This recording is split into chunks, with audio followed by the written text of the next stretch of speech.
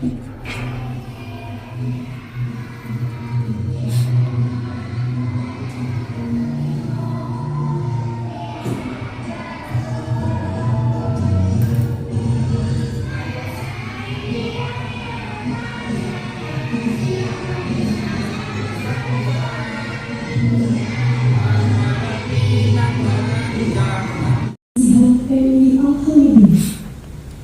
terhormat Ibu Frida Yunariah SP selaku Kepala MI Al-Hamidiyah.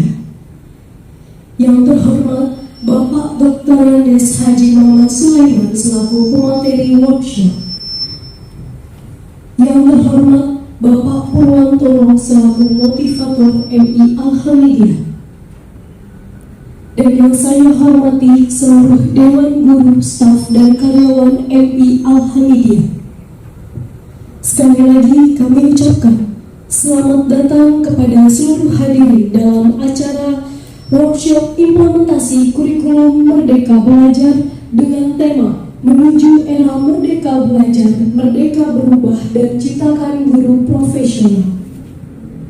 Pertama-tama, marilah kita panjatkan puji dan syukur kehadirat Allah Subhanahu wa Ta'ala yang senantiasa melimpahkan rahmat dan hidayahnya kepada kita semua, sehingga kita bisa seperti sekarang ini.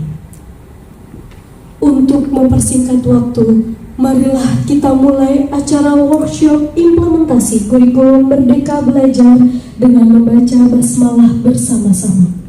Bismillahirrahmanirrahim. Acara selanjutnya yaitu pembacaan ayat suci Al-Quran yang akan dibacakan oleh Ibu Salwa Fatimah Az-Zahra dengan sari tilawah yang akan dibacakan oleh Ibu Mimi. Wabarakatuh. Waalaikumsalam warahmatullahi wabarakatuh. A'udzu billahi minasy syaithanir rajim. Bismillahirrahmanirrahim.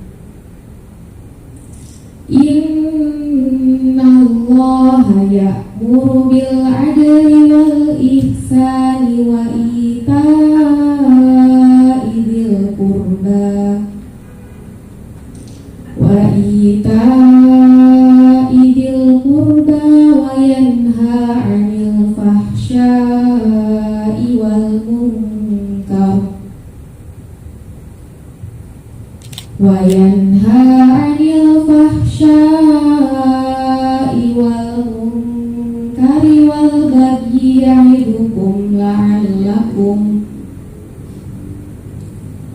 wal bagyi ya'idukum la'allakum tadhakkarun.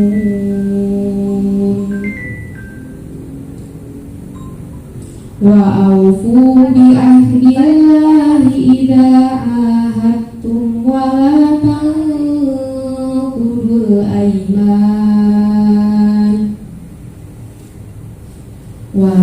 tanqudul aiman ba'da tawkidiha wa qad ja'altumullaha 'alaikum kafila.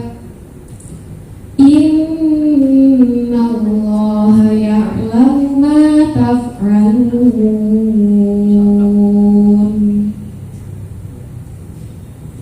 Wa la takunu kallati naqadat ghazlaha min ba'di quwwatin ankatha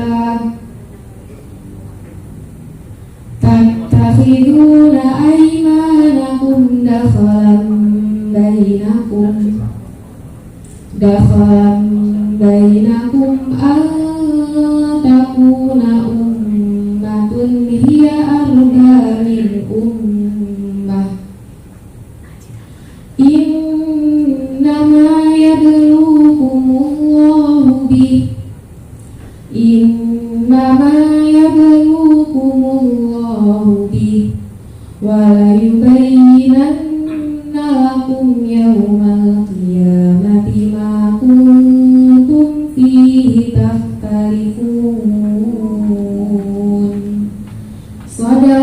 Sadaqallahul Azim.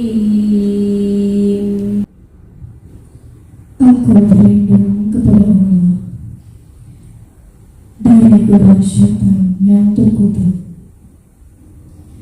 dengan menyebut nama Allah yang Maha Pengasih lagi Maha Penyayang.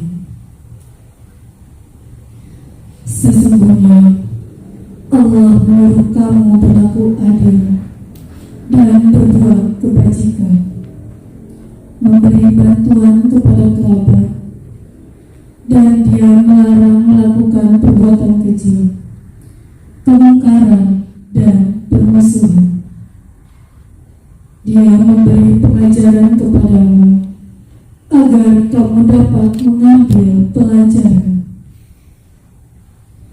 Dan tepatilah janji dengan Allah apabila kamu berjanji, dan janganlah kamu melanggar sumpah setelah diikrarkan, sedang kamu telah menjadikan Allah sebagai saksimu terhadap sumpah itu.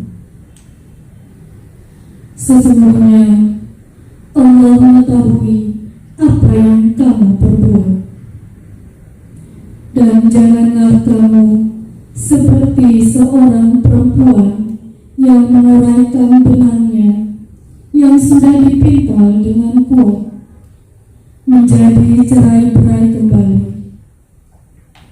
Kamu menjadikan sumpah perjanjianmu sebagai alat penipu di antaramu, disebabkan adanya satu golongan yang lebih banyak jumlahnya dari golongan yang lain.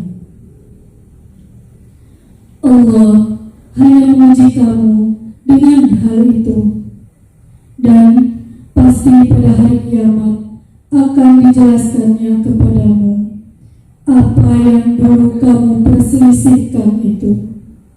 Maha benar Allah dengan segala firman-Nya. Assalamualaikum warahmatullahi wabarakatuh.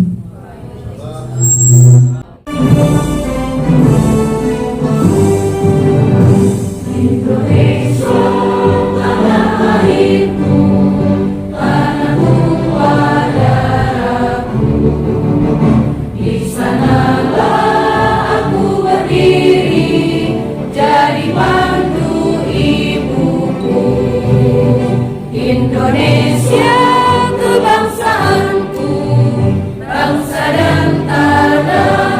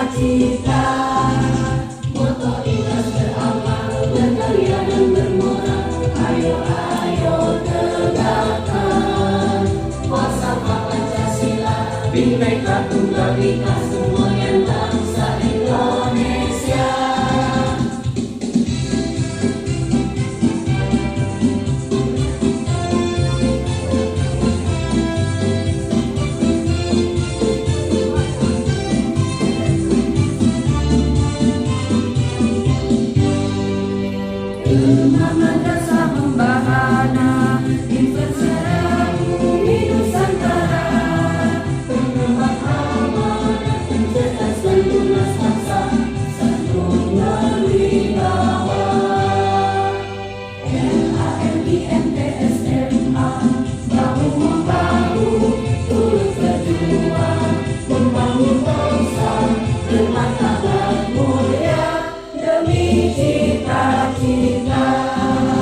Moto ikhlas beramal berkarya dan bermoral, ayo ayo tegakkan falsafah Pancasila, Bhinneka Tunggal Ika semboyan bangsa Indonesia. Moto ikhlas beramal berkarya dan bermoral, ayo ayo tegakkan falsafah Pancasila, Bhinneka Tunggal Ika semboyan bangsa Indonesia.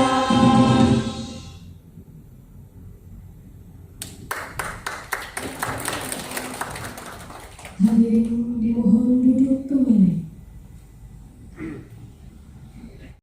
Warahmatullahi wabarakatuh. Waalaikumsalam warahmatullahi wabarakatuh. Bismillah, alhamdulillah, asyhadu an la ilaha illallah wa asyhadu anna Muhammadan abduhu wa rasuluh. Allahumma sholli ala Muhammad wa ala ali Muhammad.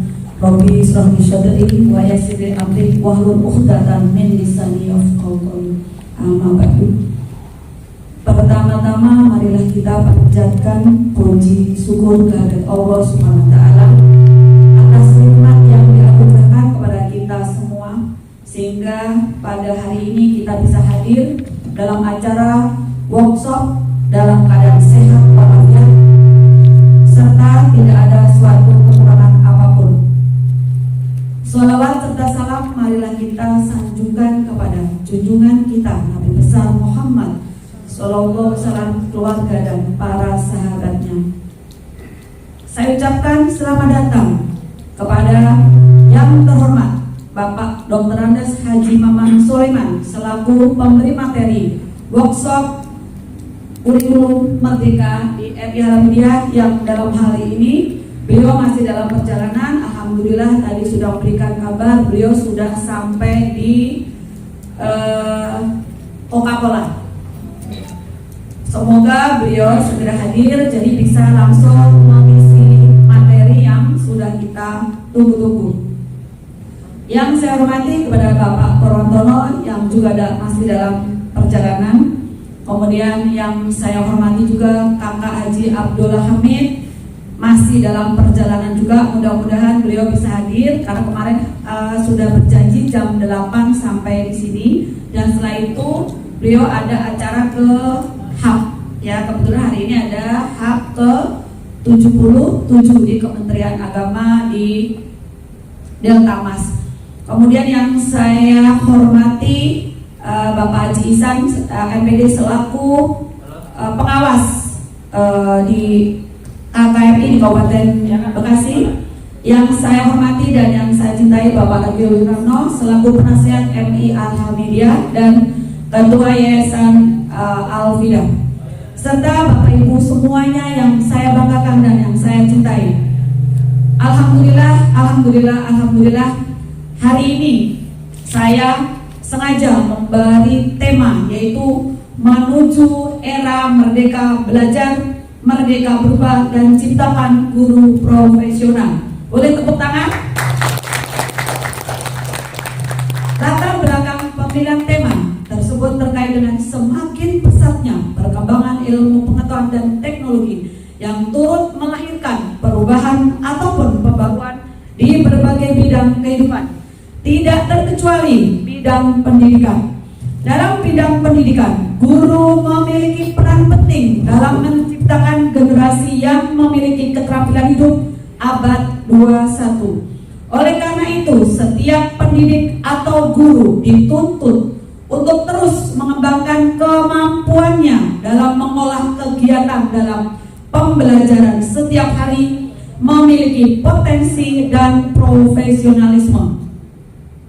Hasil yang diharapkan dari kegiatan workshop hari ini adalah bertujuan untuk memberikan pembekalan pengetahuan dari dari materi seputar kurikulum merdeka kepada seluruh guru MI Al-Hamidiyah Cibitung, sehingga jika nantinya Madrasah MI Al-Hamidiyah sudah siap melaksanakan kurikulum merdeka, maka Bapak dan Ibu guru tidak kaget lagi dan sudah siap mengimplementasikannya. Bapak Ibu guru yang saya hormati dan yang saya banggakan, saya berharap semua peserta workshop hari ini dapat mengikuti kegiatan dengan bersungguh-sungguh, sehingga workshop kali ini memberikan manfaat yang luar biasa dan bukan hanya kepada peserta saja, tetapi juga bagi madrasah yang kita cintai. Bapak Ibu guru serta hadirin yang berbahagia, marilah kita bersama-sama membangun MI Al-Hamidiyah, baik dari mutu guru, mutu tenaga administrasinya, dan mutu sarana dan prasarananya. Karena dengan meningkatkan mutu dari segala aspek, maka akan tercipta sekolah yang berkualitas dan dibanggakan dan tidak diragukan lagi. Sehingga ini bukan hanya tanggung jawab satu pihak saja, melainkan tanggung jawab semua pihak. Harus ada integrasi yang baik antara yayasan dengan sekolah, antara sekolah dengan guru, antara sekolah dengan tenaga administrasi, antara sekolah dengan orang tua murid. Selamat datang Kakak Haji Abdul Hamid. Demikian beberapa hal yang dapat saya sampaikan. Selamat mengikuti workshop hari ini. Mudah-mudahan dapat mengambil manfaat yang sebaik-baiknya. Sebelum saya menutup sambutan ini, izinkan saya untuk menyampaikan pengumuman sedikit untuk kakak selaku ketua yayasan. Alhamdulillah piagam akreditasi sudah turun. Alhamdulillah kita mendapatkan nilai 86. Tepuk tangan buat kalian.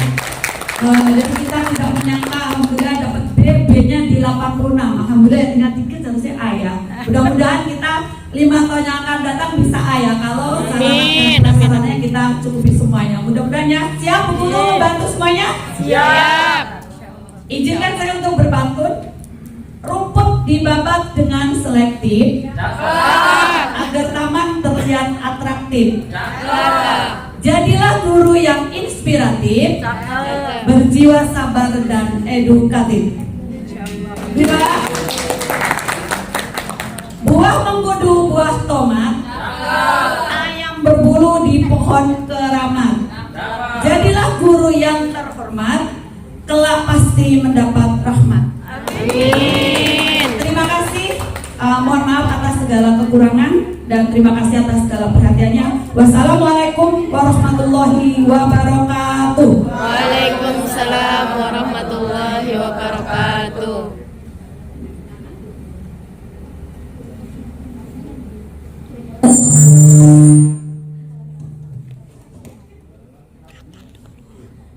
Terima kasih banyak kami ucapkan kepada Ibu Furida Yunari SPD.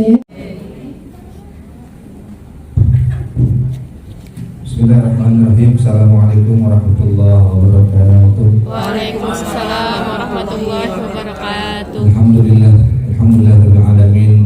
Wassalatu wassalamu ala sayyidina Muhammadin wa ala alihi wa sahbihi ajma'in, amma ba'du. Rabbi shrah sadri wa yassir li amri wa hlul 'uqdatam min lisani yafqahu qawli waj'alni wajiran min ahli. Puji syukur kepada Allah Subhanahu wa taala. Alhamdulillah pada pagi hari ini kita masih diberikan nikmat kesehatan, panjang umur, dan juga Allah berikan kita kesempatan untuk bisa yaitu silaturahmi. Mudah-mudahan atas silaturahmi ini dan juga program-program yang akan dijalankan Allah mudahkan. Amin. Kita selain untuk yaitu menambah yaitu program-program dalam mengajar, dengarkan ibu sekalian ketika ada acara untuk silaturahmi, karena insya Allah silaturahmi itu adalah modal kita untuk Allah berikan kesehatan, rezeki insya Allah. Dan juga salawat salam tak lupa kita curahkan kepada baginda Nabi kita Nabi Muhammad SAW. Mudah-mudahan kita mendapat syafaatnya di yaumil qiyamah. Amin ya rabbal alamin.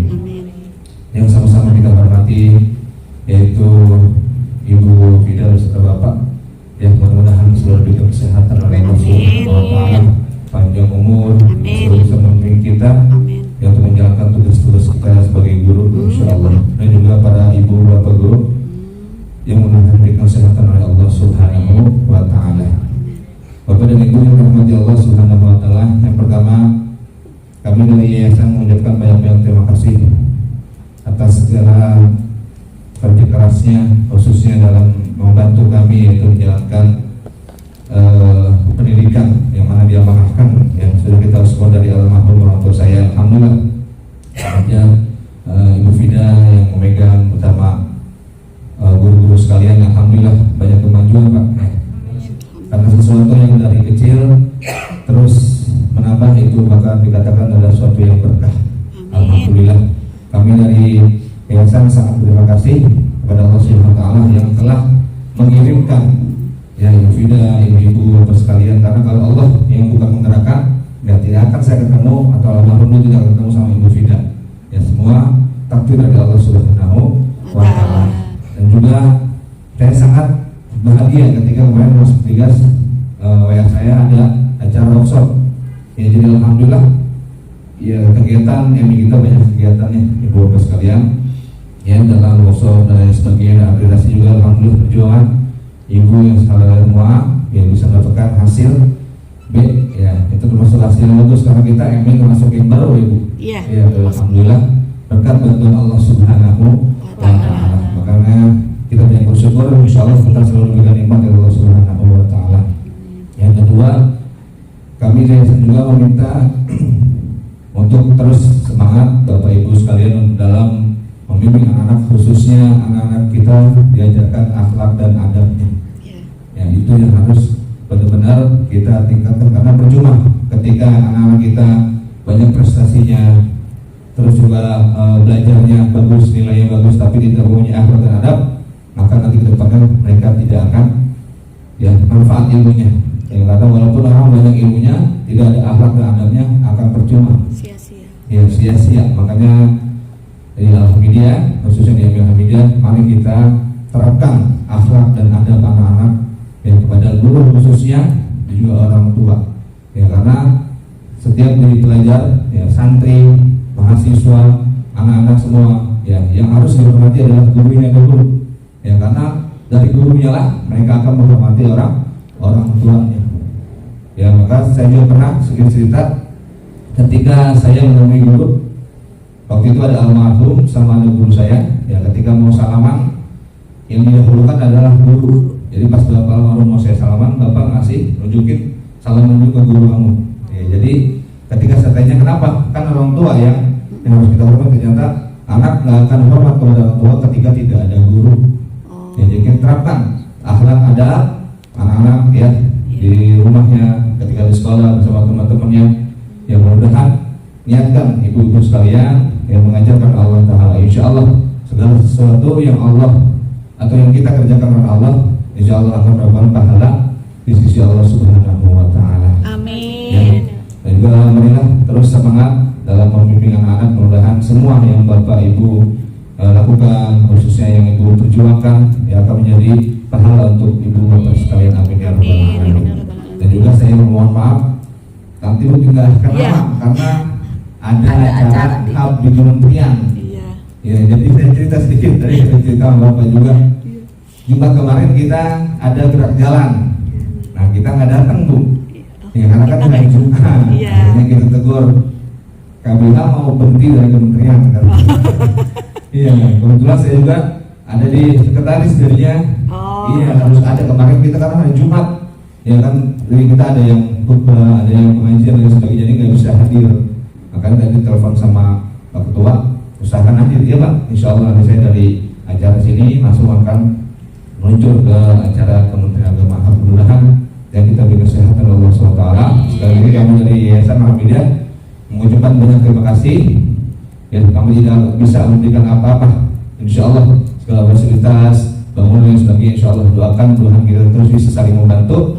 Ya, kami menyiapkan sarananya, ya ibu-ibu sekalian itu berusaha untuk mengajar anak-anak supaya nyaman, insya Allah ya semakin maju ke depan segala hajat kita diberikan oleh Allah Subhanahu wa Ta'ala. Ya, sekali kami ucapkan terima kasih. Kurang lebihnya mohon maaf. Assalamualaikum warahmatullahi wabarakatuh.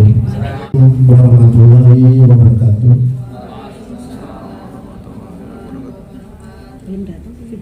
Kami puji syukur kepada Allah Subhanahu wa Ta'ala yang mana pagi ini menjelang siang kita bisa berkumpul bersama. Yang pertama yang saya hormati adalah kakak dan seluruh dewan guru yang saya hormati, dan bapak-bapak guru yang kemudian sekarang sudah hadir. Ya, kita bersama-sama mendengarkan nanti sampai sore kemudian ini. Saya cuma bisa memberi motivasi kepada ibu-ibu yang hebat, ibu-ibu bapak-bapak yang mulia ini. Saya minta jangan disia-siakan bahwa hari ini adalah workshop. Ini luar biasa. Saya selalu simpel, mari ibu-ibu dan bapak-bapak, apa yang sudah dicapai 2002, saya ucapkan terima kasih. Dan saya meminta 2003 ini lebih semangat dan kita harus malu dengan kata-kata hebat. Saya meminta ibu-ibu harus kondusif di saat mengajar. Saya minta ibu-ibu harus kreatif di saat mengajar. Sayangilah murid-murid kita. Silakan, Pak. Saya harus berkata jujur bahwa di sini yang hebat adalah bukan ibu-ibu semua. Ibu-ibu adalah pendukung. Yang hebat adalah orang tua murid. Kalau orang tua murid sudah disayang dengan ibu-ibu, khususnya putra putrinya, saya yakin dia tidak akan lari pasti ke MIA Ahmadiyah. Mohon tepuk tangan. Pak Win ini sifatnya cuma memberi masukan, memberi semangat. Teamwork kita harus kuat, teamwork kita harus kuat. Apakah tangan kakak tadi? Kita masih baru ya Pak, tapi tidak, luar biasa. Sudah melirik di MIA Ahmadiyah. Karena apa? Kerja keras kita semua, khususnya ibu-ibu yang mulia, bapak-bapak yang hebat ini. Kakak tadi mengatakan tanpa ibu-ibu dan bapak-bapak kita tidak bisa menjadi yang seperti ini. Jadi sekali lagi, karena waktu juga sangat singkat, semangat 2003. Jangan lupa di saat masuk ke sekolah, di saat masuk ke sekolah meninggalkan rumah, saya pesan 7 meter di saat melangkah ke MI, pola pikir kita adalah fokus bahwa saya harus mengajar anak-anak ini menjadi hebat. Lupakanlah di rumah untuk sementara. Nah, ini kadang-kadang lupa. Maaf, saya cerita di saat keluarga intern kadang-kadang ke bawah di sekolah, saya tidak mau lagi, pasti ini akan ada. Saya tidak akan mendengar, saya semua dari Bu Putri, semua saya cek. Mana absensinya, saya berhak, saya juga berhak. Saya selalu lapor ke kakak. Karena bagaimanapun kemajuan adalah di tangan ibu-ibu. Tapi ingat sekali lagi, yang hebat adalah orang tua murid dan murid kita. Jadi ibu ini sebagai pendukung mengajarlah yang ikhlas. Sama sahabat, kawan ini, saudara semua tidak boleh saling iri. Saya pesan itu, jangan sampai ada saling iri. Kalau memang ada kekurangan, laporan ke kepala sekolah. Itu penting. Karena sekian persen saya lihat itu sekolah-sekolah yang hancur itu cuma karena intern. Pak Ulun sudah muter, jujur saya sudah muter. Tapi alhamdulillah subhanallah Pak MI luar biasa. Maka dari itu Pak Ulun cuma pesan, mari kita bersaudara, marilah kita menyayangi keluarga kita. Di saat kita mengajar harus fokus. Ingat, di saat 7 meter masuk ke MI, fokus mengajar. Kenapa? Pak Ulun cerita itu pasti ada aja, namanya manusia pasti ada lupa. Saya yakin keluarga besar MI tidak ada yang seperti itu. Tapi toh umpama ada itu hal-hal wajar, tapi kita bisa rangkul semua. Kita harus malu. MI yang sudah begitu besar luar biasa di dalamnya remuk, aduh malu, Pak Win juga malu, apalagi kepala sekolah. Saya cuma pesan itu, Pak Win kata-katanya cuma di sini aja.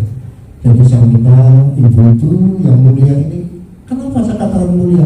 Ibu ini hebat loh, hebat, bisa menciptakan anak yang menjadi hebat.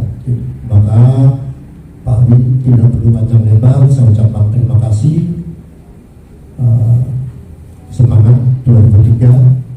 Saya minta hebat dan hebat lagi. Saya akhiri dengan wassalamualaikum warahmatullahi wabarakatuh. Waalaikumsalam warahmatullahi wabarakatuh. Melihat teman-temannya itu tampil, wali kelas itu mendaftarkan kelas mana yang siap untuk tampil, jadi tidak berurutan. Yang mana duluan aja yang siap, tapi semua kelas wajib tampil. Iya, betul. Lalu ada kampus Darling. Kampus Darling ini kantin murah, sehat, sadar lingkungan. No plastik, no saus. Itu yang pertama. Jadi kalau anak-anak mau jajan itu mereka bawa tempat minum sendiri, bawa wadah makan sendiri. Gitu. Jadi mereka jajanannya itu tidak menghasilkan sampah. Bawa ini, bawa ompreng ya, bawa wadah sendiri. ompreng. Terus ada 5 es tomat. Senyum, salam, sapa, sopan santun, tolong, maaf, dan terima kasih. Jadi 3 kata ajaib yang sebenarnya sudah biasa kita terapkan kepada anak-anak sejak dini. Itu di sana juga harus. Lalu ada berita bersama istiqomah dan tahajud. Iya. Anak-anak yang tahajud boleh masuk kelas duluan. Iya. Jadi ketika pagi itu mereka salat duha, yang semalam siapa yang salat tahajud? Insya Allah jujur boleh masuk ke kelas duluan. Karena kepala sekolahnya juga. Lalu ada Pak Ubudi, pengembangan akhlakul karimah, ubudiyah dan budaya Islami. Jadi anak-anak itu ada belajar tahsin tahfiz, ruangannya itu mereka pakai apa tuh namanya panggung di luar Di depan kelas. Jadi belajarnya tidak selalu monoton di dalam kelas. Moving. Terus ada bistik. Bistik itu bina prestasi akademik. Program mereka adalah menanam biji. Semua anak-anak itu harus menanam biji tumbuhan, di mana biji tersebut harus mereka rawat sampai tumbuh besar. Terus ditaruh di setiap depan kelas mereka masing-masing. Lalu ada Cita Insan Nusantara, di mana guru dan siswa memakai pakaian adat. Kayaknya seru tuh Bu. Insya Allah. Saya pakai kebaya waktu nikah. Lalu ada Duha Time, ayo. Nah, Duha Time ini kemarin sudah sempat diskusi juga dengan Bu Novi Bu Haryati tentang kartu merah jika sholat tidak tertib. Jadi anak-anak yang kita perhatikan yang sholatnya tidak tertib, mereka ditempel stiker warna merah gitu. Jadi masuknya belakangan, mereka harus nanti setor hafalan atau menulis surat pendek. Lalu berikutnya berkilau, bersih, kelasku inspiratif, lapang, asri, dan hijau. Kalau mahabah tadi yang paling atas itu adalah sekolah, berkilau itu khusus untuk di kelasnya. Jadi mereka bertanggung jawab terhadap kebersihan kelas masing-masing. Lalu ada nih paling terakhir Mukidi Muda, bukan Mukidi yang di YouTube, tapi singkatan dari keseluruhan program yang di atas. Semuanya yaitu mulai dari kini, dari diri sendiri, dan dari yang mudah. Lanjut Bunita. Agenda tahunan, ada 4 agenda tahunan mereka yang dilaksanakan. Hari ulang tahun madrasah itu programnya beda-beda. Ada yang diisi juga dengan pentas seni atau lomba-lomba. Lalu temu alumni itu para alumni yang ketika sudah lulus Sukses. ada yang jadi dokter, ada yang jadi polisi, ada yang jadi Menteri DPR, anggota DPR kemarin. Ada. Mereka datang ke sekolah itu presentasi, menjelaskan kepada anak-anak itu bagaimana sih mereka Sukses. bisa Sukses. sampai berhasil meraih cita-citanya. Jadi itu salah satu program memotivasi anak-anak supaya bisa lebih punya pandangan masa depan mereka terhadap cita-citanya mau jadi apa. Lalu ada deklarasi moderasi beragama. 6 perwakilan agama itu diundang ke Jadi komplit. Jadi mereka tidak tahu hanya tentang Islam, Kristen Protestan, Kristen Katolik, Hindu, Buddha, Konghucu, 6-6-nya ada. Jadi di sana mereka setiap agama itu tampil, mereka bercerita bahwa ajaran agama saya adalah begini. Jadi memberikan informasi kepada anak-anak bukan untuk membandingkan dan bukan untuk dihujat, bahwa dengan 6 agama yang berbeda-beda ini kita tetap bisa kok bersaling bertoleransi, saling bekerja sama supaya Indonesia tuh gak pecah. Jadi program mereka begitu. Lalu ada program tanam 1000 pohon produktif. Ini termasuk program Adiwiyata dari program Kementerian Lingkungan Hidup, di mana anak-anak ini mereka menuju lokasi-lokasi menanam 1000 tanaman bersama warga sekitar. Tanamannya itu yang menghasilkan buah. Jadi tanaman buah, bukan hanya sekedar tanaman untuk penyejuk jalan. Yang terakhir adalah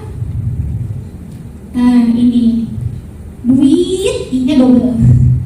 Kalau kita taunya berupa lembaran kertas, ujung-ujungnya sih itu sebenarnya gitu. Tapi ini adalah singkatan dari BIN 1 Malang, dedikasi upaya inovasi ikhlas dan tuntas. Jadi kalau boleh saya tarik kesimpulan bahwa dalam dunia pendidikan tuh kita harus punya dedikasi, karena kita sebagai pendidik ya Bu. Kalau cuma guru itu saya pikir cuma sekedar ngajar, selesai, terima honor, isi nilai, sudah. Tapi beban kita sebagai pendidik adalah gimana merubah anak-anak yang tidak bisa menjadi bisa, tidak tahu menjadi tahu, kurang akhlak menjadi lebih berakhlak. Itulah yang saya pikir. Jadi kita juga harus punya inovasi, kita juga harus punya rasa ikhlas, dan semuanya itu harus kita lakukan sampai tuntas. Demikian mungkin yang bisa saya sampaikan. Kurang lebihnya saya mohon maaf. Mudah-mudahan gak dikasih sesi tanya jawab ya Bu. Jangan di luar aja. Ada yang mau tanya? Silakan. Maman kan ikut ke Malang kan? Ya, siapa ada yang mau tanya? Nanyanya nanti sore aja, saya punya hadiah. Masa saya mau pulang lagi Bu? Ya, mungkin begitu saja yang bisa saya sampaikan. Terima kasih atas perhatian dari Bapak Ibu semua. Semoga kita semua selalu dalam keadaan sehat dan dalam lindungan Allah Subhanahu wa Ta'ala. Terima kasih. Assalamualaikum warahmatullahi wabarakatuh. Waalaikumsalam warahmatullahi wabarakatuh.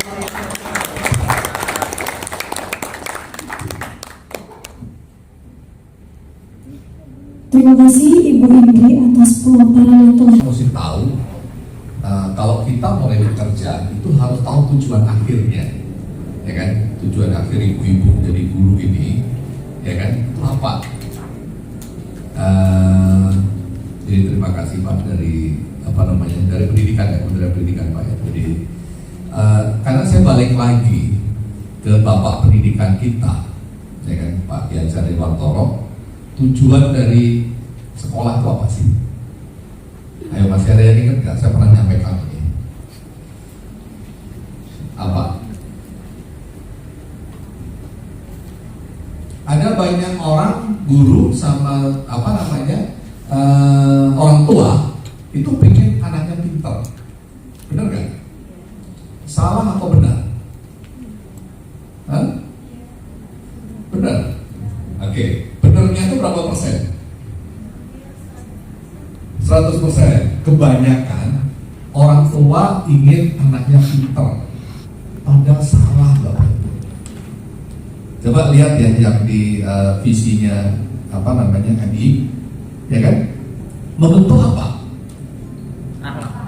Membentuk akhlak mulia sesuai dengan apa? Kodratnya. Itu disampaikan oleh Pak Kiai Wantoro. Ya kan? Dan konsep ini itu akhirnya apa? Dipakai oleh siapa? Ya kan? Sebelum Pak Anies Baswedan waktu itu sebelum jadi gubernur, waktu jadi menteri pendidikan kan diminta oleh Pak Jokowi ke Finlandia untuk belajar konsepnya pendidikan di negara barometernya Eropa, Bapak Ibu. Ya kan? Nah, Finlandia itu datangnya nyontoh sama siapa? Nyontoh Ki Hajar Dewantoro. Hebat nih. Kita semuanya malah kita nggak pakai, ya kan? membentuk akhlakmu sesuai dengan kodrat anak. Begitu dia masuk TK SD, kodratnya dari mana? Bisa dilihat dari mana?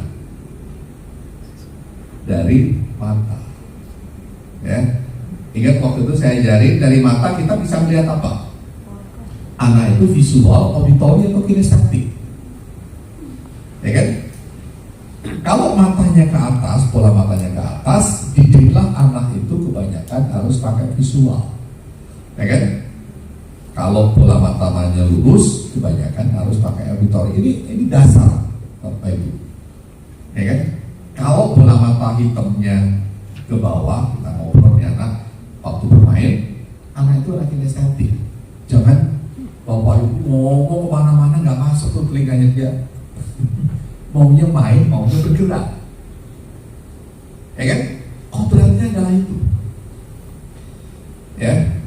Nanti kalau mau tanya detailnya, kita sesi berikutnya nanti ya. Itu teknis yang Bapak Ibu mesti kuasain. Jadi tidak ada anak yang bodoh. Ya kan? Yang ada gurunya nggak tahu, orang tuanya nggak tahu. Begitu lah.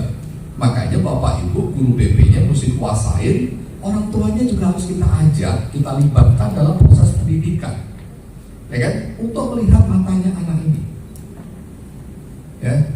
Nah, setelah kita tahu, oh ya sudah, bikin permainan. Kan banyak permainan yang kalau TK udah mulai Bu ya. Jadi pakai apa namanya? Pati lele, ada keripik jengkol, ore-orean, makan apa namanya? Peralatan tradisional, ya kan? Tapi kalau anak kinestetik dia akan suka. Pati lele kan itu matematika, jaraknya bisa dihitung pakai yang kecil sama yang besar. Tinggal kreativitas kita, ya kan? Banyak permainan yang ada di sekeliling kita, ya permainan zaman dulu nih, yang menjadikan proses belajar itu jadi menarik. Jadi yang dimaksud merdeka belajar itu sebetulnya itu. Jadi sesuai dengan kodrat anak ini. Dalam perjalanan, ya anak-anak ini nantinya akan kita bimbing, Bapak Ibu, sampai mereka betul-betul tahu kodratnya dia mau jadi apa. Kalau SD tahu nggak kodratnya dia mau jadi apa? Kalau tadi bicara kodrat yang udah dibawa sejak lahir kan, belum tahu kan? Nanti pada saat SMP, ya mulai SMK itu kita udah tahu, oh anak ini pengen menjadi ini. Tidak boleh dipaksakan oleh orang tua, karena ini proses kodratnya kita nggak tahu.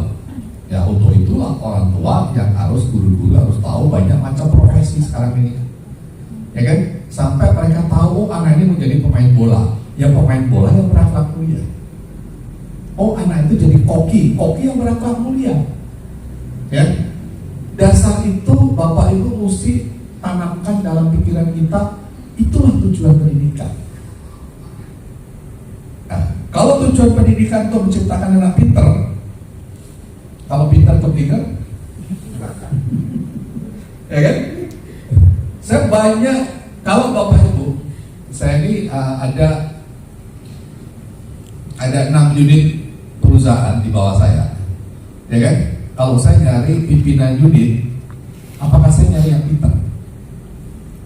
Enggak, ya kan? Cari yang punya integritas, gitu loh. Cari orang yang punya jam terbangnya, kalau pindah sana pindah sini ya enggak, gitu loh. Jujur, punya integritas, itu yang diutamakan. Jadi kalau Bapak Ibu tanya ya dulu hasilnya, Bapak Ibu tanya hasilnya apa? Tadi, gitu loh. Berarti prosesnya, ibu-ibu ini kan sekarang memproses anak-anak ini kan untuk menuju ke sini, yang harus ditanamkan lagi, ya kan? Apakah anak yang pintar gedenya jadi sukses? Belum tentu. Ya kan? Warnanya bandel kamu jadi sukses. Bisa jadi. Ya kan? Pasti. Ya kan juga. Ya kan? Termasuk saya SMA itu bandelnya kita ambil dulu. Ini waktu saya jadi GM muda, ya kan? Saya umur 34 tahun jadi GM muda gitu. Teman saya yang paling pintar di SMA itu dia nggak percaya, ya kan? Dia nginep, ya, terus dia tanya sama staf saya, dia tanya gimana dia jadi sini. Nah, setelah itu, setelah 3 hari baru ketemu saya. kamu kok bisa hebat. Jadi kadang-kadang anak kinestetik itu dianggap anak nakal, ya kan? Ya kalau ngobrol itu pola mata hitamnya itu nggak bisa fokus, dianggap anak nakal, bandel ya anaknya, nggak bisa diem, ya kan?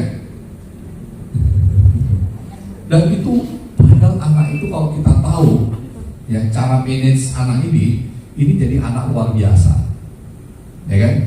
Nah, caranya gimana? Kalau senangnya bongkar-bongkar, ya sediain sekolah itu untuk berikan alat bongkar-bongkar. Bongkar-bongkarnya apa? Ya kan, main lego-legoan, mau bongkar mobil, mau bongkar sepeda-sepedaan, ya harus dilakukan. Adalah. Karena tujuannya kita adalah kontrak ini kontrak dari Yang Maha Kuasa loh, ya kan? Oke, tujuannya satu itu, yang kedua ya. Jadi kita, Bapak Ibu kalau mulai bekerja itu tujuan akhirnya apa? Ya kan? Nah, tujuan akhirnya adalah itu, kita tentukan, ya kan? Nah, tujuan akhir dalam berbangsa ini apa? Pak Jokowi kan bicara Indonesia akan jadi negara maju, betul nggak? Buktinya apa? Ada yang bisa jawab nggak? Kenapa Indonesia jadi negara maju? Hah? Pernah dengar ya Indonesia mau jadi negara maju? Benar nggak? Benar kata Bapak. Kenapa? Karena saya mesti sampaikan ke Bapak Ibu semuanya, Bapak Ibu harus tahu. Karena apa? Visi kita, jadi kita bekerja itu harus mempunyai arti, ya kan? Artinya apa? Saya bermanfaat loh jadi guru ini, karena saya membentuk anak ini berakhlak mulia. Kodratnya nanti Tuhan kita nggak tahu, ya, dia menjadi apa. Tapi akhlak mulia itu harus saya tanamkan, karena anak ini akan membawa Indonesia generasi emas tahun 2040-2045 akan jadi negara 5 besar di dunia. Tahu nggak kenapa?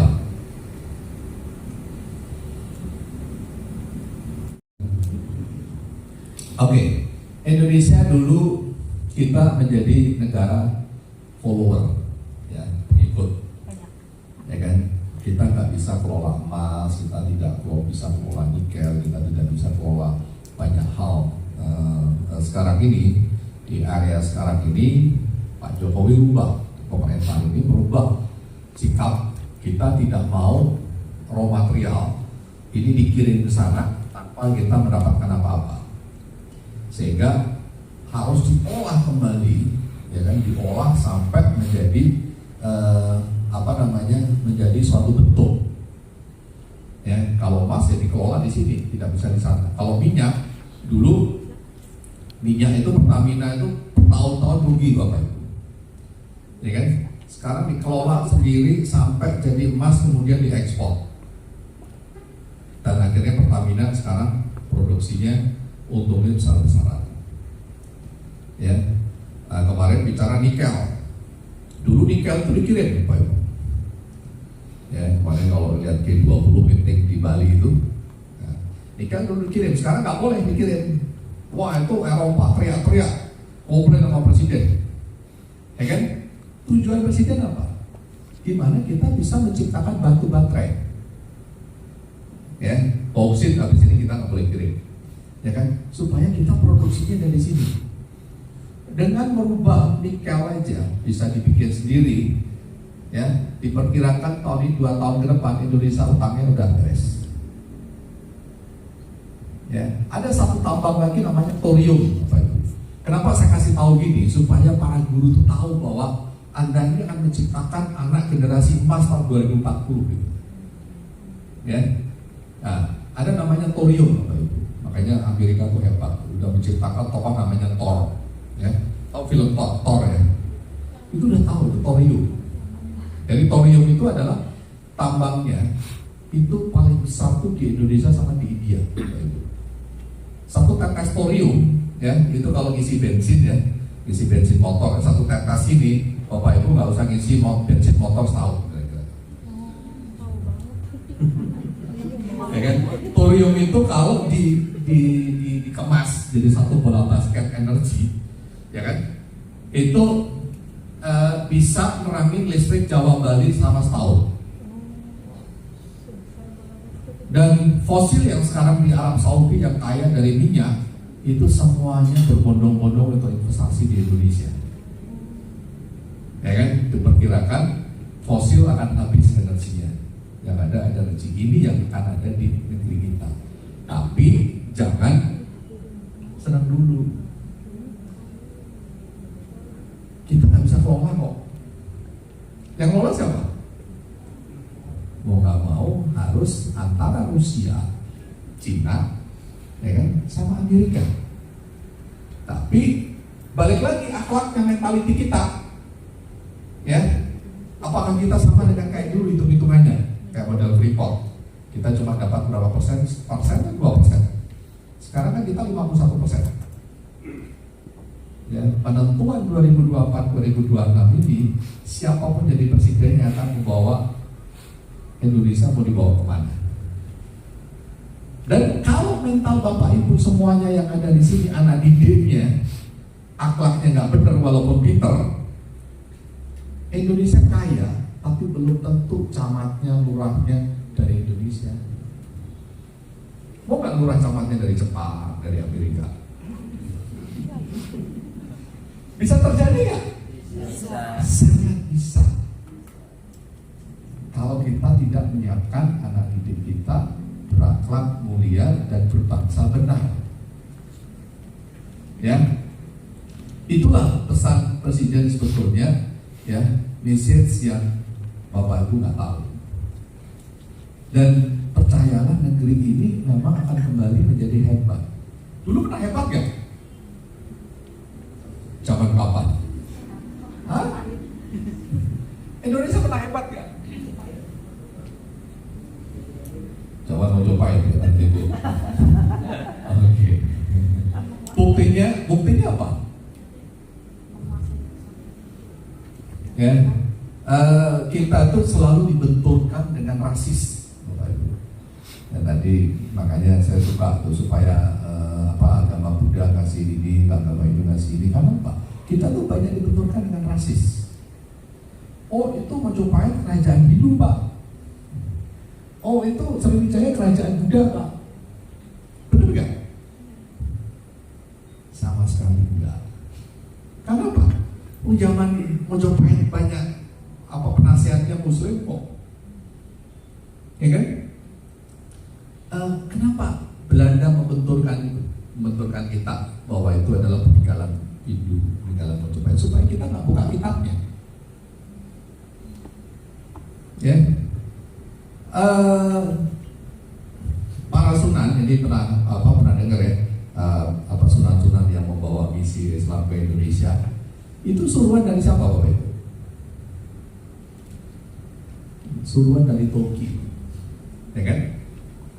Suruhan dari Turki untuk membentukkan akhlak manusia di tanah Jawa, ya kan? Apa yang dibetulkan?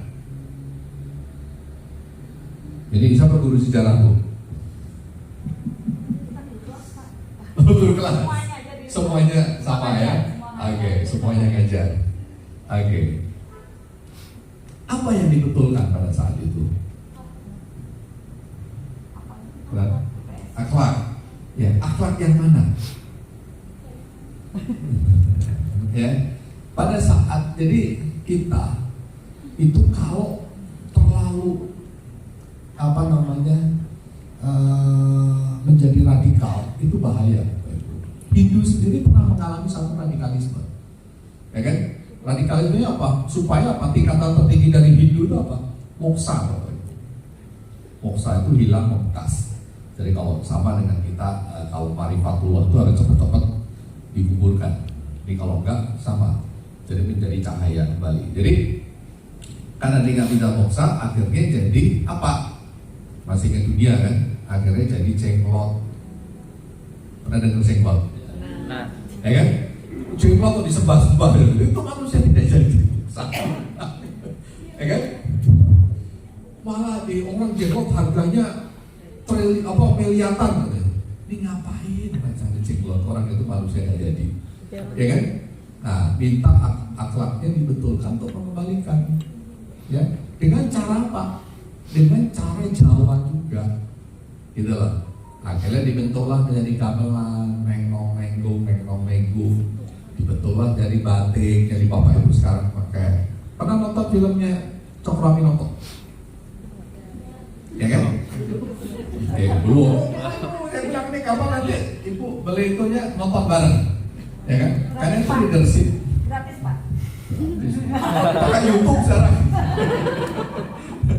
Ya kan? Batik itu dari mana? Ya bapak ibu pakai sekarang ini batik. Itu dari kata-kata apa? Batik itu dari Bismillahirrahmanirrahim titik. Siapa yang ini kan pada zaman sunan-sunan gitu loh, untuk menutupin ini, jadi kan banyak telanjang dada, banyak ini. Jadi ada satu misi di sana. Ya, jadi ceritanya saya nggak tahu kenapa kok banyak yang hilang. Kenapa? Kelakuan Belanda. Ya, jadi saya kasih tahu. Jadi banyak hal yang kita ini ilmunya hilang. Ya kan? Ilmu mengenai tadi cocok tanam. Ya, ilmu mengenai gimana mengembalikan, kalau zaman dulu namanya hasta berata. Ya kan? Ilmu mengenai gimana kita bicara mengenai alam, matahari, lingkungan, apa segala macam, ya kan? Nah, kita ini sekarang padahal Islam itu tujuannya untuk membawa rahmat untuk semesta alam ya. Sekarang pertanyaannya adalah apakah benar apa yang kita lakukan untuk semesta alam? Kenapa Bapak Ibu lihat ya daging di kita nih, daging ya. Kenapa di Indonesia itu paling murah? Daging ayam, daging kambing, kalau di ekspor itu paling murah. Kenapa?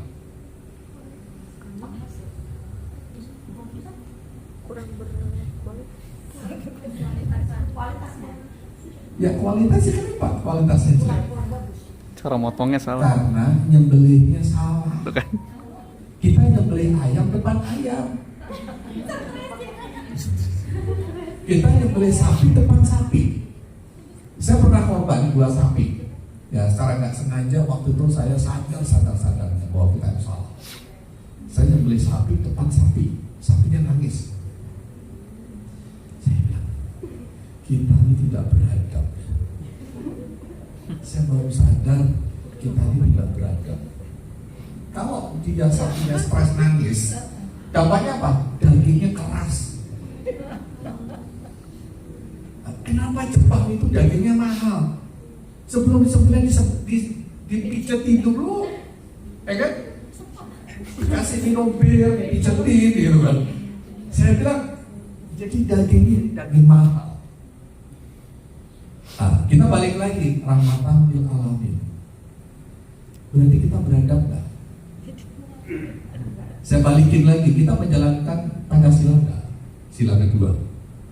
Kita taunya manusia beradab terhadap apa?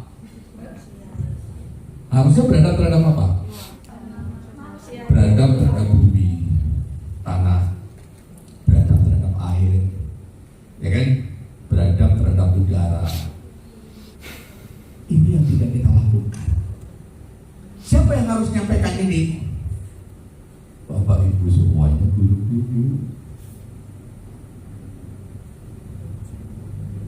Ya. Oke. Tanah ini unsurnya ada berapa? Ada 62 unsur. Dan saya pelaku, saya petani. Ya kan, sekarang saya tanam pisang di Banten tanah. Nah, dari situlah saya sadar, ya kan, ternyata kita ini selama ini tidak beradab. Jadi sebelum nanam saya cek dulu. Unsur tanah itu ada 62 Bapak Ibu. Jadi saya cek dulu, ya kan, itu unsurnya udah benar apa belum? Ada zat besinya, kalsiumnya, ada ininya, ada pH-nya sekian. Jadi kita ukur semuanya. Sebelum tanam kita treatment, ya kasih pupuk organik, kasih ini, kasih itu segala macam. Kita cek lagi, unsurnya udah memenuhi syarat, baru kita tanam. Ya, terus butuhnya air, itu pisang itu per pisang, per pohon butuh airnya 7 liter. Ya kalau nanamnya 1 nggak apa-apa. Nah, kalau nanamnya 5 hektar, ya kan, 1 hektar butuh 2.500 pohon. Kalau 5 hektar 10.000 pohon. Setiap hari harus dapat 7 liter. Caranya gimana? Sudah skala industri. Kenapa? Kenapa ini kita lakukan? Karena saya ingin hasilnya 5 kali lipat dari harga pisang biasa. Tapi perlakuannya sama nggak? Beda. Jadi itulah Bapak Ibu, kenapa saya sampaikan ini supaya guru-guru tahu bahwa kita ini belum menjalankan Pancasila dengan benar. Kenapa? Kita belum beradab. Kenapa saya sampaikan? Karena Bapak Ibu semuanya nanti akan jadi negara maju. Nah, kalau jadi negara maju nggak beradab, pantas nggak yang mimpin kita? Ya, kayak di Hawaii itu presidennya orang Jepang. Nah, kalau nanti presidennya orang Jepang, terus cermatnya orang Amerika juga gimana kira-kira? Indonesia tetap jadi negara maju, tapi karena berarti yang gagal kita semuanya para guru. Ya, ingat gak kemarin ya di Qatar, nonton gak bola? Ibu-ibu sih, ya kan? Nonton. Itu yang menarik apa? Pemain Jepang itu tidak pernah meninggalkan tempat sampai stadionnya bersih, dia bersih sampah. Ya kan? Dan orang Qatar salut, ya kan? Dia ternyata menjalankan rahmat lil alamin. Kalau ibu bayangkan ya, saya kemarin teman saya beli tanah, dia bukan sewa tanah di Sentul sana, ya kan? Wah, sewa tanah Sentul murah, ngapain di tanah bisa di Banten sana? Di Sentul harganya sama dengan di Banten, ya kan? Wah, ya udah ini cobain deh, 5 hektar. Di Sentul dapat 5 hektar, luar biasa. Sewa Bapak Ibu, Sentul Selatan lagi. Nggak taunya kenapa? Isinya plastik semua. Ya Allah, saya bilang. Akhirnya tidak ada nutrisinya, ya kan? Dan hasilnya, ya kan? 1 tandon biasanya 25 kilo, ini cuma 5 kilo, 7 kilo. Karena isinya plastik. Kalau bikin gundukan lagi, Masya Allah. Salah nggak kalau Jakarta banjir? Oke. Saya mau kasih tahu lagi ya, kenapa Jakarta banjir, kenapa banyak longsor sana sini. Yang salah siapa? Bukan Tuhan yang salah, manusianya yang salah. Ya kan? Kenapa saya sampaikan? Belanda itu kayanya dari Indonesia. VOC itu suatu korporasi paling kaya di dunia. Ya kan? Salah satunya adalah mengakuisisi Indonesia, menjadikan lahannya itu ribuan hektar menjadi kebun teh sama kebun kopi. Ya, kenapa? Karena kopi dan teh akarnya itu bisa mengikat tanah, ya kan, untuk menahan longsor dan membuat airnya jadi jernih. Ya, makanya puncak-puncak di Indonesia itu tanamin kopi dan teh. Hari ini kita ini tidak bisa menjual teh itu dengan harga premium. Waduh, sama kopinya. Kita maunya teh-teh yang kelas ecek-ecek, ya kan? Mau minum teh, padahal teh. Nah, teh yang benar itu yang sekarang dipakai oleh apa namanya yang Cina, Jepang lakukan, ya kan? Itu teh premium, Bapak Ibu. Bedanya di mana? Harga teh premium, harga teh biasa kita itu per kilo cuma 20.000, 15 sampai 20.000. Kalau yang premium itu di atas 100.000. Bahkan teh putih, ya, itu harganya per kilonya 4 juta. Lalu bisa bayangkan pendapatan mereka itu hanya per bulannya 500.000, 600.000, nggak bisa bayar sekolah. Akhirnya apa yang terjadi? Dirubahlah kebun kopi dan teh menjadi kebun sayur. Puncaknya sana. Kalau longsor yang salah siapa? Ya, kebijakan juga salah, ini juga salah. Saya sekarang sama teman-teman Pak, jadi kita promosiin mengenai premium tea, ya kan? Teman saya sekarang Master di Indonesia, Pak Bintau. Bu Iriana. Sekarang kita lagi berjuang untuk tanah yang 1000 meter kebun teh. Jadi petani-petani itu dibeli tapi digidik. Jadi diubah harganya dari 20.000 menjadi 120.000. Jadi mereka bisa hidup layak. Dan kemarin kita bikin artisanti, ya kan? Kita rubah jadi menjadi campur sama herbal sama bunga-bunga di Indonesia. Dan kemarin saya ketemu dengan Mas Menteri Pak Sandiaga Uno, ya kan? Kita ngobrol, saya bilang Pak Sandiaga Uno kaget, loh ini kok bisa ada teh Indonesia kayak gini bagusnya, dicampur bunga, dicampur itu, ya kan? Terus saya bicara sama Pak Sandi, bisa nggak ini jadi minuman G20 presidensi? Kita coba ya Pak ya, kita beli ke anggota DPR, cobalah anggota DPR nyobain teh artisan ini, namanya Silati, cobain, wah ini layak. Akhirnya apa? Teh itu alhamdulillah dipakai oleh meeting presidensi kemarin di Bali.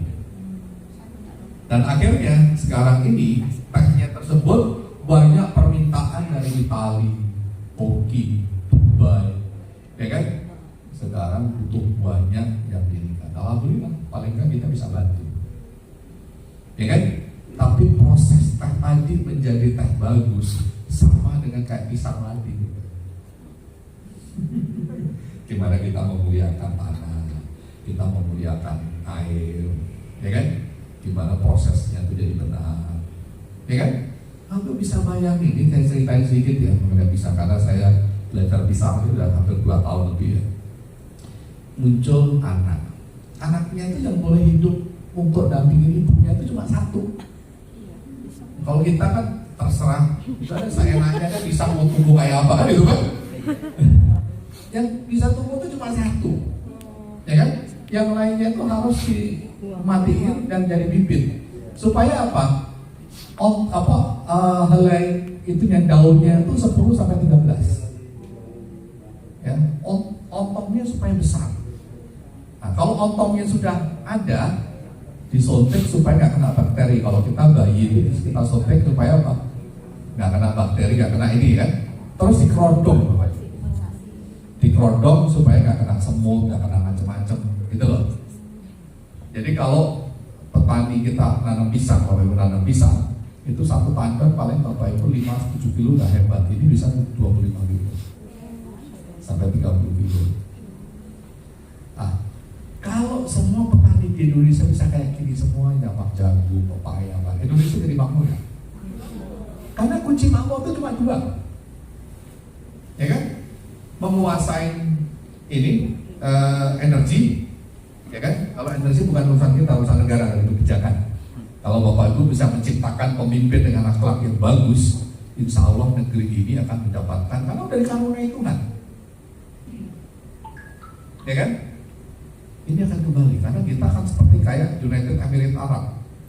Jadi kalau di sana kaya dengan minyaknya, ini kaya dengan energi alamnya tadi. Kedua, kuasai makanan, ya kan? Cuma 2 itu, ketahanan pangan sama ketahanan energi. Yang lain-lainnya itu bonus. Ya, kalau saya urusan energi, urusan pemerintah, paling kan saya sedikit banyak kontribusi ke makanan. Terus peran guru di mana di sini?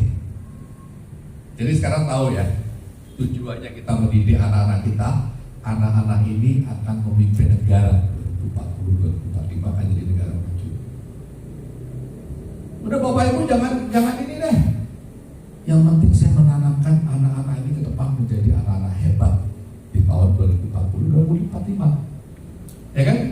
Tadi apa? Energi dan pangan. Sejak sekarang tanamkan ke mereka, kita jalankan sila kedua. Kita beradab jangan hanya kepada manusia, ya kan? Beradab terhadap alam. Belajarilah anak-anak itu menanam dengan baik. Belajarlah guru-guru kalau tadi semuanya ini kan, kenapa sih kita harus melestarikan alam, ya kan? Jangan jijik sama cacing. Karena kalau ada cacingnya semakin gembur kan, semakin tandanya semakin subur, ya kan? Beradab apa? Jadi kita ajarkan perilaku tadi. Jadi kalau belum bersih sekolah jangan pulang, ya kan? Belajar sama Jepang, ya kan? Jepang tuh kenapa dia semangat Bushido itu dilahirkan? Ya, pada saat peristiwa Jepang di Boma itu dulu tuh kan Jepang itu pengen menguasai dunia karena dia merasa putra dari apa namanya Raja Matahari, Amaterasu Mikami. Saya tuh putra matahari, saya harus menjadi pemimpin. Makanya semuanya dijajah sama Jepang. Begitu kalah, ternyata kalah dia bukan matahari, ternyata dibom sama Amerika. Jedel, ya kan? Sengsara. Gitu. Nah, muncullah itu semangat Bushido, di mana dia melawan Amerika, tapi dengan tidak jalan perang, tapi dengan cara industri. Jepang bilang orang-orang pintar di Jepang, ya kan, untuk budaya hidup bersih, rapi seperti kayak Eropa, ya kan. Terus dia melawan Amerika dengan skala industri. Salah satunya dengan apa namanya otomotif, ya kan. Otomotif tadi, di mana Jepang tuh kalahkan Ford, ya, sama Chevrolet atau apa namanya General Motor. Makanya dibentuklah Toyota. Itu gimana cara kalahkan Ford, ya. Dibikinkan namanya merek mobilnya itu Lexus, ya pernah dengar mobil Lexus? Ya dipakai sama istrinya Sambu, pasti tahu. Lexus itu singkatan dari Luxury Export for United States. Jadi mereka ciptain mobil itu mengalahkan Amerika, ya kan? Kalah nggak Amerika? Ya kan, Toyota akhirnya menjadi mobil satu penjualannya paling hebat di dunia. Nah, terus Korea sekarang ini, ya, Korea mengalahkan Jepang, ya kan? Benar nggak? Betul. Kalau dulu kita mengenal Sony, Panasonic, sekarang kalah nggak sama LG? Iya, betul. Kenapa? Karena Korea sakit hati sama Jepang karena dijajah. Suatu saat kita mesti ngalahin Jepang. Ya, motivasinya secara nasional gimana cara mengalahkan Jepang, ya kan? Hari ini elektronik banyak yang kalah sama Korea. Motivasinya luar biasa, hidupnya berhemat. Jadi direktur itu berhemat semua Korea. Gimana cara mengalahkan Jepang? Singapura yang maju kenapa? Karena disakit hati oleh Malaysia, ya kan? Gimana cara mengalahkan Malaysia, ya kan? Dulu waktu Lee Kuan Yew menjadi Perdana Menteri awal itu dilecehin sama Malaysia, negara tidak punya sopan santun. Dulu kalau singkat-singkat ya, mohon maaf tuh lo muda sembarangan, buang kotoran sembarangan, negara tidak kacau, negara tidak hormat, kan? Sakit hatinya tadi dipakai untuk betulin itu karena dia nggak punya duit, negara miskin, jadi nyerokin sungai di Laki sana. Dia bersumpah negara ini akan menjadi negara maju. Dan hari ini, ya, kalau Bapak Ibu punya beli ke Singapura, Singapura sekarang akan berubah menjadi hutan. Ya, dia dengan teknologi baru, dia taruh pohon-pohon besar, ya kan, itu bisa hidup di gedung. Dia bikin air terjun sendiri di gedung, ya kan. Jadi satu gedung itu wisatawannya ngalahin Bali loh. Jadi kalau melihat takjub semuanya, karena pohon gede-gede bisa di situ. Kenapa? Dia ternyata benar bisa mengalahkan negara modern di Asia. Wisatawannya negara kecil itu mengalahkan Indonesia. Dan kita air terjun punya, hutan punya, ya kan? Kok bisa kalah itu loh, wisatawan negara segede gini itu kalah loh wisatawan. Kita tidak beradab, ya kan? Kita terlalu terlena. Dan kalau kita tanya sekarang, Bapak Ibu sekarang mau ngalahin siapa? Kalau tadi kan Korea mengalahin Jepang kan? Jepang ngalahin Amerika, kita mau ngalahin siapa? Nggak ada. Ya kan? Nah, ini kita bergerak sekarang ini, kita ditantang sama presiden, ya kan? Kita mau jadi negara maju. Ini yang harus kita buktikan, kita harus ciptakan Mungkin kita tidak masuk, ibu-ibu moga-moga masuk generasi yang ikut maju nanti. Tapi kalau enggak, ini anak-anak ini akan kita bawa, nanti kita ciptain untuk jadi pemimpin negara maju yang berakhlak. Ya, kalau Islamnya Islam yang rahmatan lil alamin, yang tadi bukan hanya beradab terhadap manusia, beradab terhadap alam, terhadap air, ya kan? Ini ya, ini mohon maaf nih. Ini provinsi di Jawa ini yang paling jorok siapa?